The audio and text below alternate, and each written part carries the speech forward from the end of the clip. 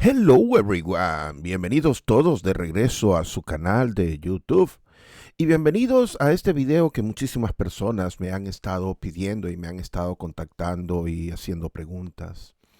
El video de hoy está dedicado a hacer una introducción muy general sobre lo que es el uso del lenguaje de programación Python dentro o con Dixilen Power Factory. Este video ha sido consecuencia de múltiples preguntas que en los últimos 6 o 10 meses me han estado haciendo sobre el interés del uso de este lenguaje de programación para poder automatizar o efectuar o crear nuevas funcionalidades empleando Dixilen Power Factory. Inicialmente, permítanme decirles que desde la versión 15.1, Dixilen Power Factory incluye una API, una Application Programming Interface o una interfaz de aplicación de programación. Entonces, desde la versión 15.1, Dixilen ha permitido que esta interfaz nos deje a nosotros definir un set de funciones, un conjunto de funciones y objetos donde se pueda acceder virtualmente a todas las funcionalidades que están implementadas dentro de Dixilen Power Factory utilizando un script, utilizando unas líneas de comando desde el lenguaje de programación Python. Entonces, esto le agrega una nueva dimensión al programa, al Dixilen Power Factory, permitiendo que el usuario pueda crear y desarrollar nuevas funcionalidades, ¿no? Recuérdense de algo, Dixilen Power Factory de hecho tiene ya un lenguaje de scripting adentro, que es el famoso DPL, Dixilen Programming Language. Pero el Python como lenguaje de programación agrega una dimensión nueva. Y eso es fundamentalmente debido a que el lenguaje de programación Python es un lenguaje de open source. Y en consecuencia se han escrito pero tantas librerías y paquetes, que es muy sencillo entonces utilizar o tomar alguna de las funcionalidades de estas librerías y complementarlas con Power Factory.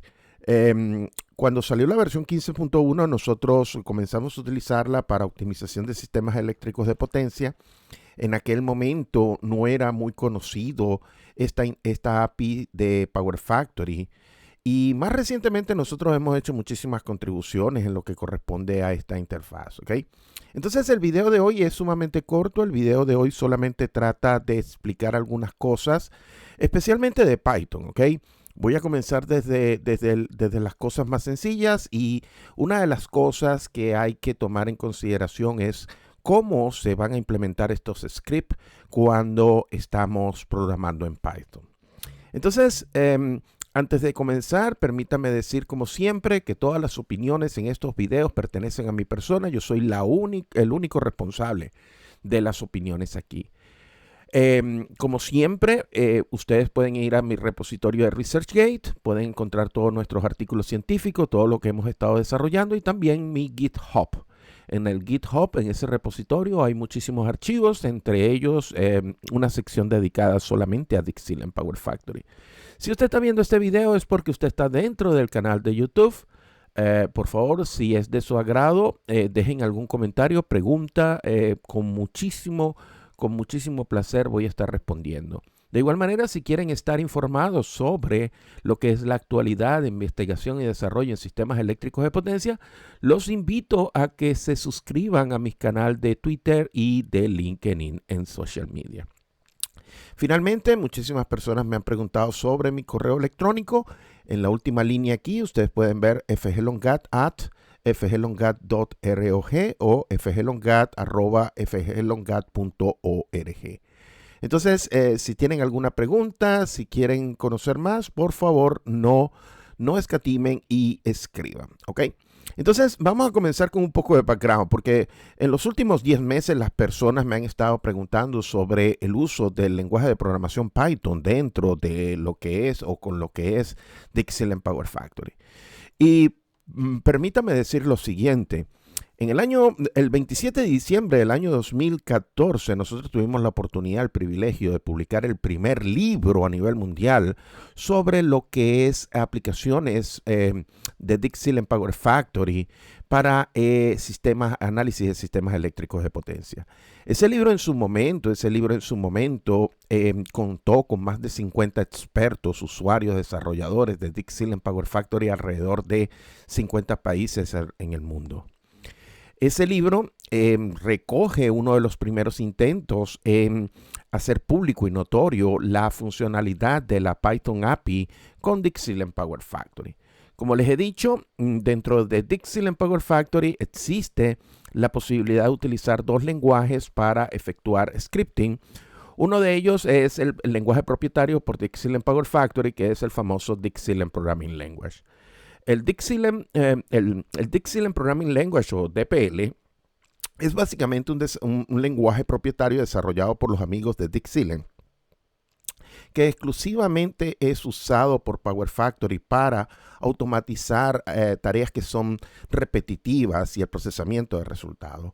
Su sintax es ampliamente similar a lo que es el lenguaje C de programación y soporta, por ejemplo, la definición de variables, asignación de asignaciones, control de flujo de programa, llamado de métodos, implementación de expresiones matemáticas, funciones, etc. Sin embargo, en la versión 15.1, que ya es hace unos cuantos años atrás, estamos ahorita en el 2023, la versión 15.1 de Power Factory incluyó esta interfaz de aplicación de programación, que es básicamente una API o API. Básicamente esta API permitió a los usuarios crear scripts en el lenguaje de programación de fuente abierta, que es el Python, y poder interactuar con todo lo que hay dentro de Dixieland Power Factory. Entonces, nosotros hicimos un primer esfuerzo para divulgar esta API y brindar este conocimiento a todos los usuarios por allá en el año 2014. Bueno, dentro de este libro del año 2014, fundamentalmente el capítulo número 15, que fue escrito por nuestros colaboradores del Instituto Austríaco de Investigación. En ese capítulo 15 se habla de interfacing Power Factory en diferentes modos de operación, como cosimulación, simulación en tiempo real, control hardware in the loop applications.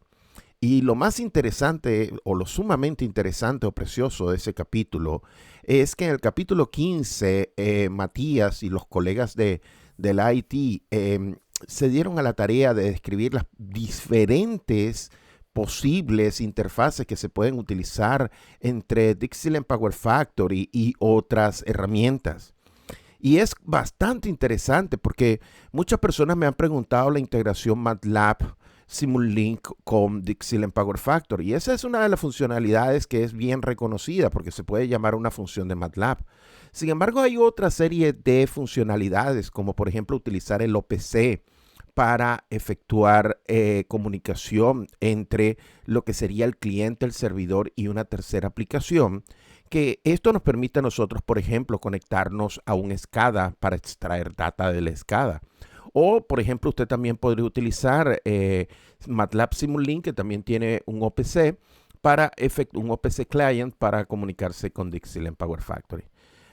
Aquí aparecen otras formas adicionales de comunicarse con Dixieland Power Factory, como el uso del C++, los DLL, y también aparece aquí lo que es la API para C++ y Python. En tiempo reciente muchas personas me han preguntado por Python. Diría que casi nadie o absolutamente nadie me ha preguntado sobre la interfaz usando C++. También existe la posibilidad de utilizar Java como lenguaje de programación y también existe el famoso DGS que muchos amigos de la industria utilizan. Luego, más tarde, en el año 2017, nosotros publicamos el segundo libro. El 29 de diciembre del año 2017 se publica el segundo libro, Advanced Smart Grid Functionalities Based on Power Factory.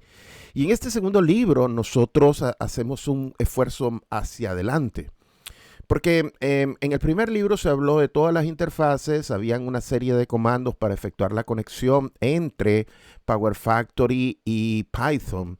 Sin embargo, en este capítulo número 2 se va a un paso más adelante porque se define una librería que permite entonces hacer la manipulación de escenarios, hacer el análisis de grandes datasets, etcétera.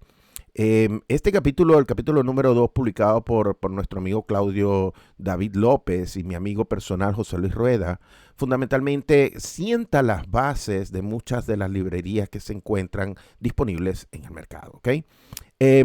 Hoy por hoy, el video del día de hoy está dedicado a lo que es comenzar una serie de videos sobre los fundamentos de programación utilizando Python y su integración con Dixieland Power Factory. Sin embargo, el día de hoy voy a comenzar hablando de una cosa sumamente básica, ¿ok? Que es entender dónde vamos a estar desarrollando nuestros scripts y cómo vamos a estar probando nuestras hipótesis o nuestros programas, ¿ok? Entonces, antes que nada, permítame decir algo. Python no es mi lenguaje de programación favorito, ¿ok? Para serle sincero, Python no es mi lenguaje de programación favorito. Sin embargo, el hecho de que no sea favorito no quiere decir que no lo utilicemos. Por allá por el año 2014, cuando yo me aproximé a algunas personas y algunas instituciones hablando de la integración de Python con Power Factory, nadie se vio atraído a la posibilidad de utilizarlo. Y la razón fundamental es que si usted va a utilizar Python para automatizar Dixieland Power Factory, usted debe tener al menos unas nociones básicas de programación. En el año 2014-2015, solamente un grupo reducido de personas estábamos utilizando Python. Hoy por hoy es uno de los lenguajes de programación que ya alcanzó su clímax y probablemente ya va en declive. Sin embargo, Python sigue como un buen lenguaje de interpretación, un lenguaje de programación. Es un lenguaje interpretado, es un lenguaje sumamente lento, sin embargo, tiene la característica de hacer las cosas difíciles fáciles para las personas que están comenzando. Entonces, Python es un lenguaje de programación, es de propósito general, es decir, se puede utilizar para cualquier cosa, desde desarrollar soluciones para problemas matemáticos, comunicaciones entre diferentes computadoras, o por ejemplo, como nosotros lo vamos a utilizar simplemente para programar automatización de procesos, como por ejemplo calcular pérdidas en sistemas eléctricos de potencia por escenarios o análisis de contingencia, etcétera. Entonces, Python es un lenguaje de propósito general, es interpretado, lo cual lo hace sumamente lento, repito, es interactivo y es orientado a objeto. El orientado a objeto probablemente es la potencialidad más grande que tiene Python, porque eso nos permite a nosotros tratar cualquier cosa dentro del lenguaje como un objeto con las características orientadas a objeto, y entonces eso nos permite a nosotros efectuar la programación de una forma más encapsulada y más rápida, ¿ok? Python fue desarrollado por este señor que se encuentra en la fotografía en la parte derecha inferior. Es Guido van Rossum. Es básicamente un investigador y desarrollador de lo que sería el centro de investigación en el campo de las matemáticas y las ciencias de la computación, ¿ok? Es una institución holandesa, soportada por el Dutch Research Council y que se encuentra localizado en Ámsterdam, específicamente en el Parque Científico de Ámsterdam. Entonces, Guido crea este lenguaje de programación que luego se ha hecho tan popular alrededor del mundo. Entonces, como les he mencionado, el lenguaje de programación Python es un lenguaje interpretado. Entonces, cuando es un lenguaje interpretado, por supuesto, nosotros tenemos que tener un interpretador. Es decir, un cierto ambiente donde nosotros podamos definir los comandos de alto nivel escritos en Python y de esa forma sean transmitidos a un lenguaje que el hardware de una computadora puede entender. Entonces, esa es la función del interpretador. El interpretador es básicamente un ambiente y en ese ambiente nosotros podemos escribir nuestras líneas de comando y esas líneas de comando son interpretadas o traducidas a un lenguaje que pueda ser leído o entendido por el hardware. Entonces eso es lo que nosotros llamamos el lenguaje de bajo nivel, que es el que puede ser entendido por la computadora, y en algunos casos se le puede llamar el lenguaje de máquina, ¿ok? Básicamente Python, la instalación natural, la instalación normal de Python, viene con un interpretador que es parecido al que se encuentra en la parte en la parte derecha de esta slide, ¿ok?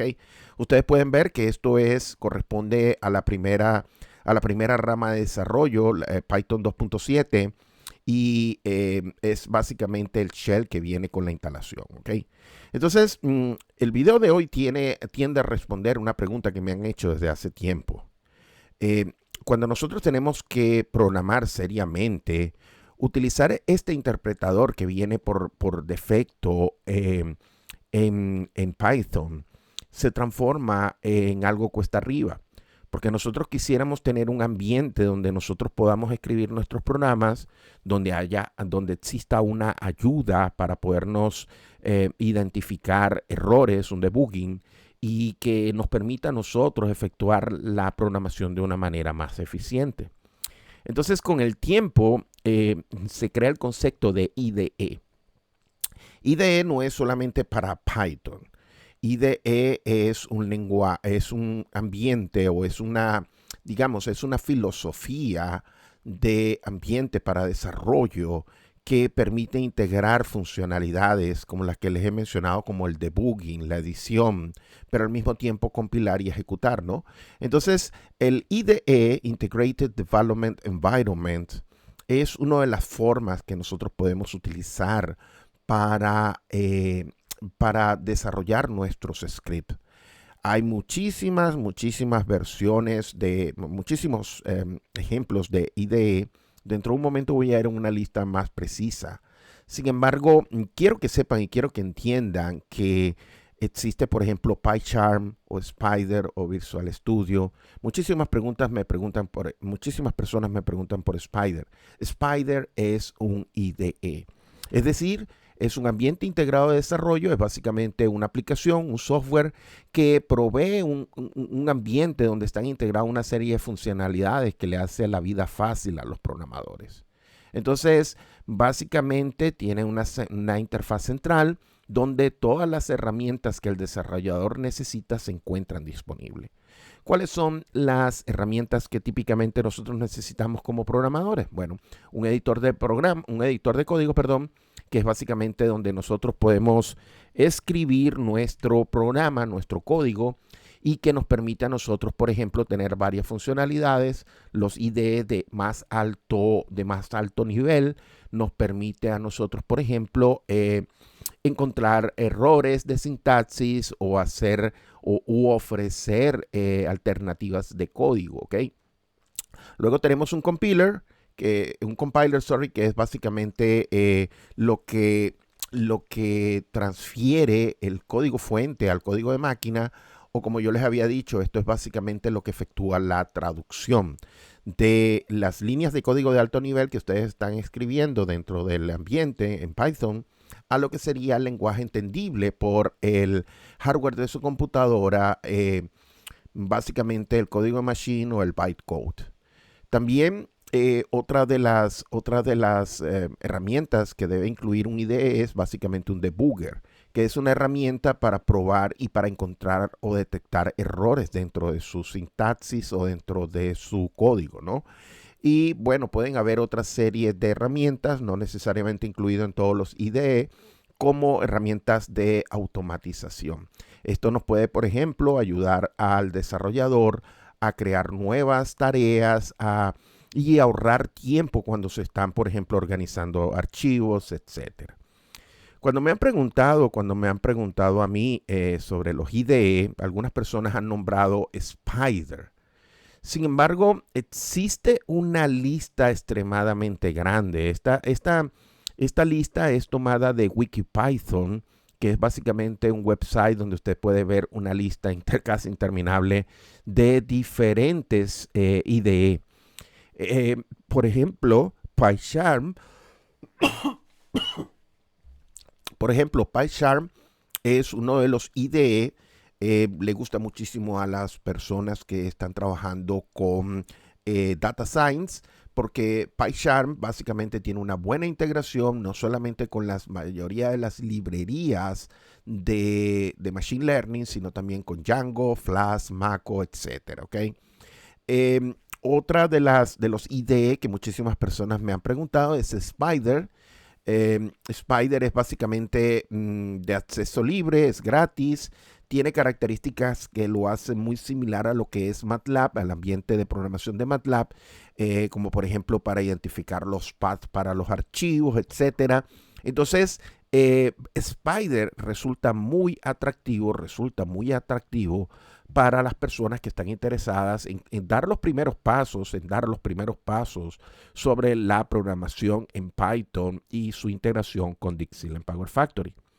Sin embargo, aquí la lista sigue, ¿no? Está Komodo, está PIDA, está otra serie de IDE que se pueden utilizar, incluyendo Monkey Studio, Python Car, etcétera, ¿ok? Cada uno de ellos tiene ventajas y desventajas. Cada uno de ellos es posible de ser utilizado. Entonces la pregunta típica es, ¿cuál es el mejor IDE?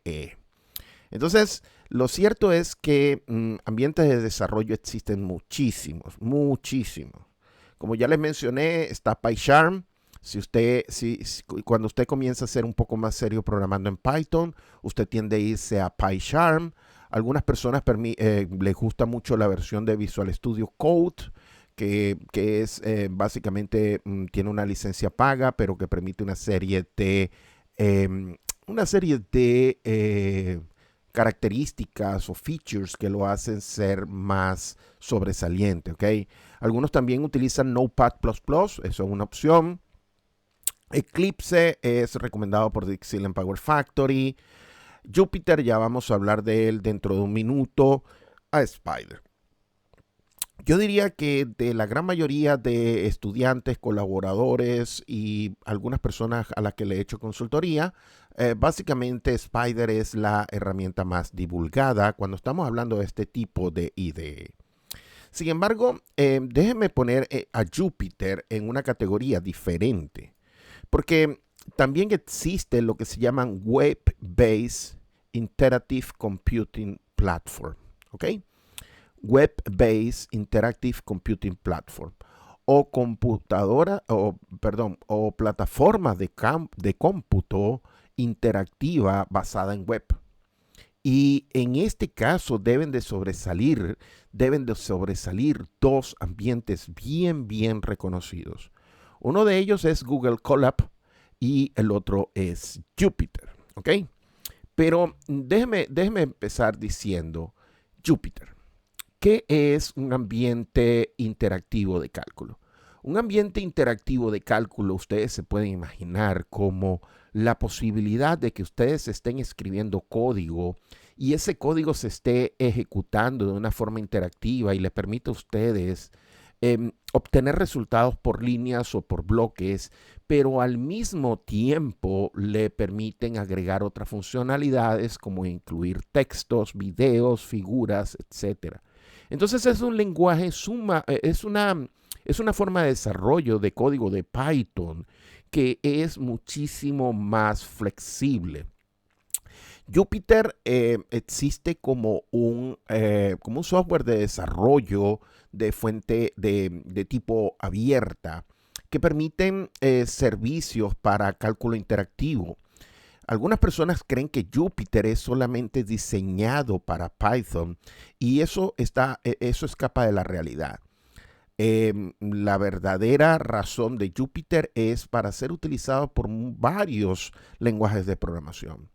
Se puede utilizar Python, por supuesto, que es donde es bastante reconocido por los usuarios de Python, pero también puede ser utilizado para otros lenguajes, como por ejemplo el lenguaje estadístico de programación R. Entonces, Jupyter es básicamente eso, es un ambiente de cálculo interactivo. Jupyter, como pueden ver aquí, nos permite a nosotros que al estar basado en web, se ejecuta sobre lo que sería su web browser.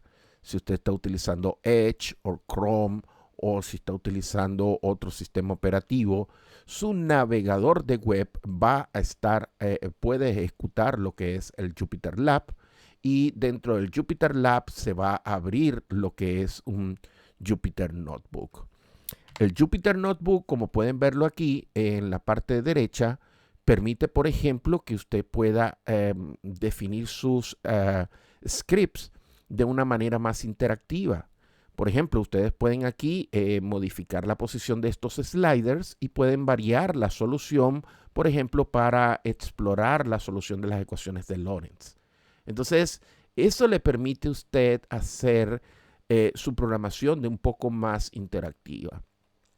En lo personal, Jupyter Notebook yo lo utilizo en muchas ocasiones cuando estoy comenzando a desarrollar alguna solución, porque me permite de una forma más sencilla obtener resultados, data visualization o, por ejemplo, limpiar la data. Entonces, desde ese punto de vista, típicamente yo comienzo con Jupyter.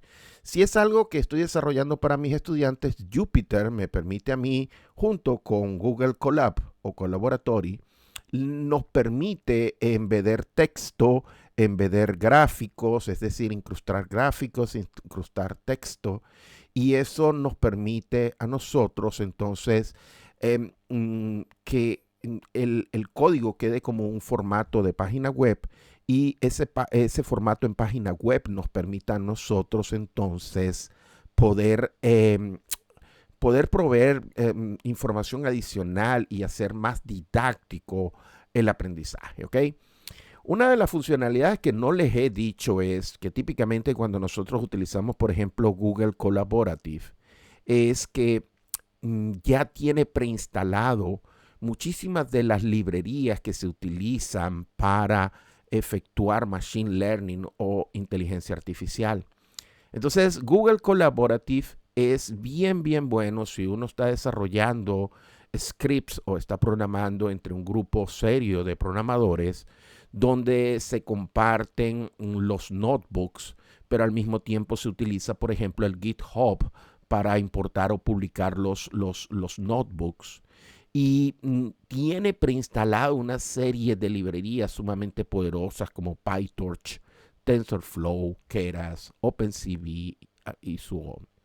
Además de eso, cuando ejecutamos estos notebooks dentro de Google Collaboratory, nosotros tenemos la posibilidad de utilizar un servicio de clouds que nos permite a nosotros utilizar las GPU.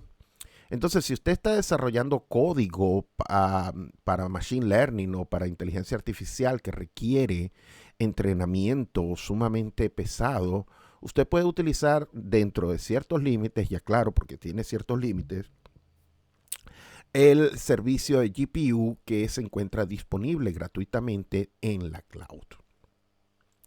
Entonces, la pregunta aquí típica es, ¿qué es mejor? ¿Utilizar el IDE típico tradicional como Spider o utilizar el notebook como el Jupyter Notebook? Y esa pregunta ya creo que la he respondido anteriormente. Para mí, si estoy creando un código que voy a compartir con mis alumnos o alguien que está aprendiendo, típicamente utilizo el Jupyter. Pero cuando las cosas comienzan a ser serias, bueno, tenemos que irnos a lo que sería un IDE. Y si usted está comenzando a programar, yo le recomendaría que comenzara con el Spider, que va a ser una opción sumamente sencilla, bastante manejable, entendible, porque tiene mucha similitud con MATLAB.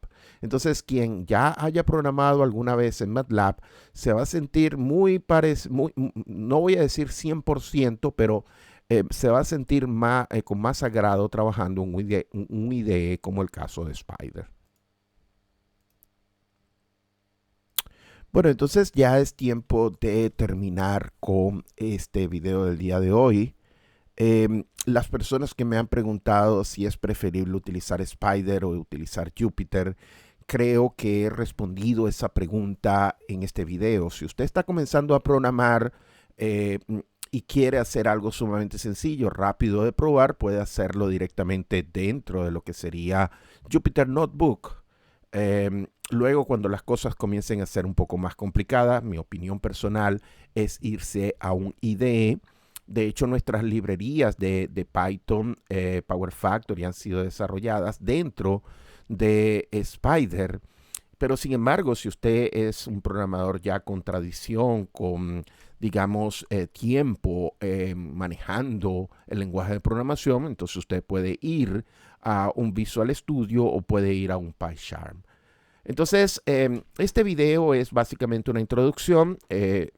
Este video es simplemente un abreboca de lo que es Dixieland Power Factory y su integración con Python. En este video simplemente lo que hemos hecho es discutir algunos de los comienzos sobre Python y la selección o el uso de IDE o web-based. Pero en el futuro vamos a estar grabando otra serie de videos, cosas sumamente sencillas para que ustedes vayan entrando y sumergiéndose dentro de lo que es el mundo de la programación de Python para utilizar Dixieland Power Factory. Bueno, eso es todo por este video. Muchísimas gracias por su atención. Recuerden, si el video es de su agrado, por favor dejen un like.